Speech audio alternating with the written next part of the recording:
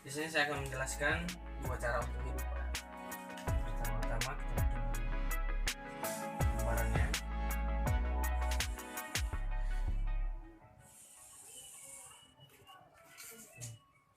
Nah, di sini kita tahu di sini ada Tuhan sebagai penguasa bumi dan langit.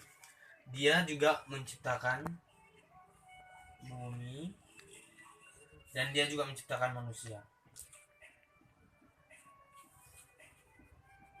Manusia diciptakan di bumi supaya dia berkuasa di bawah otoritas Tuhan, yang terambil dari ayat Wahyu 4 ayat 11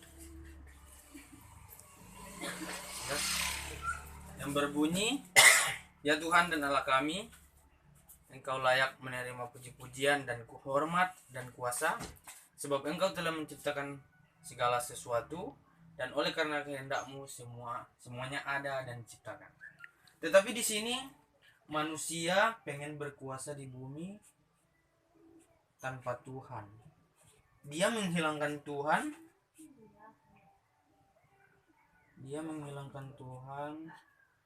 Dia tidak mau hidup di bawah otoritas Tuhan. Dia pengen berkuasa di bumi tanpa otoritas dari Tuhan dan tanpa Tuhan. Manusia pengen hidup di dunia tanpa otoritas dari Tuhan, yang terambil dari ayat Roma 3:10-12 yang berbunyi, "Seperti ada tertulis, tidak ada yang benar, seorang pun tidak. Tidak ada seorang pun yang berakal budi. Tidak ada seorang pun yang mencari Allah. Tidak ada.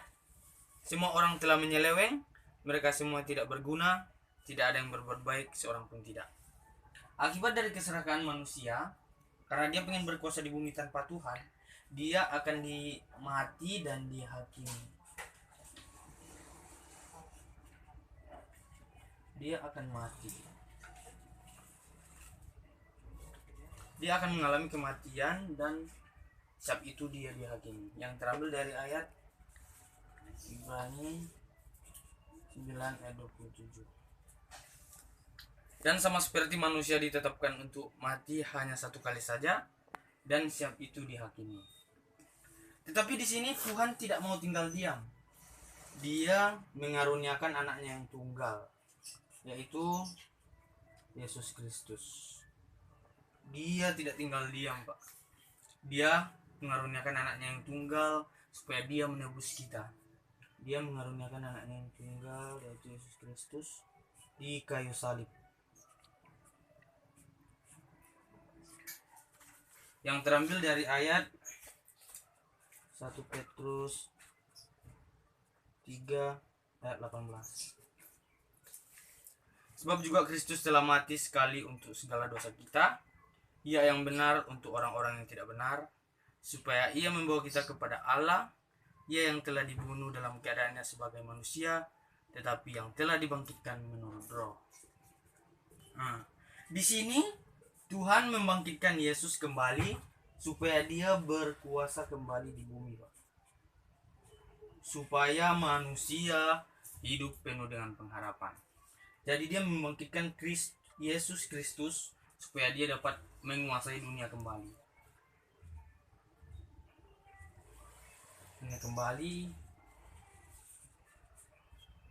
Yesus.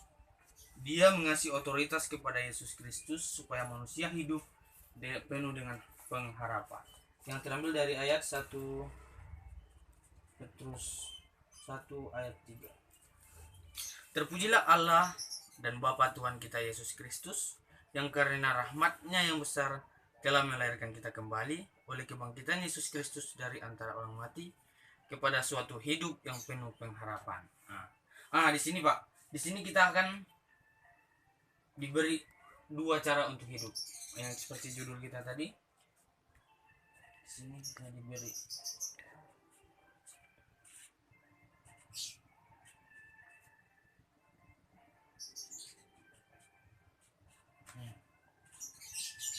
kita diberi dua cara untuk hidup. Apakah kita mau hidup di suka-suka kita atau kita mau hidup di bawah otoritas Tuhan, di bawah Tuhan. Kalau Bapak pengen hidup suka-suka, kita akan mengalami kematian. Yang pertama kematian. Siap itu kita dihakimi.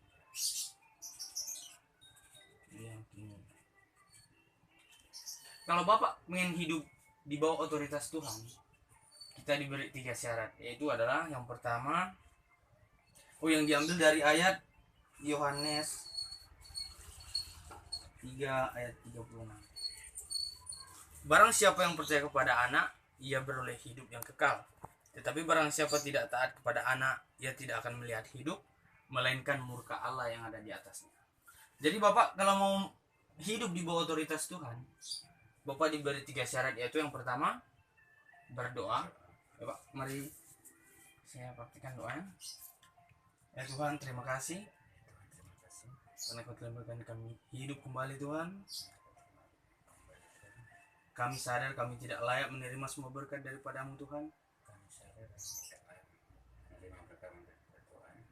Tapi hari ini kami percaya bahwa Yesus adalah juru selamat kami. Dalam nama Tuhan Yesus kami berdoa. Amin.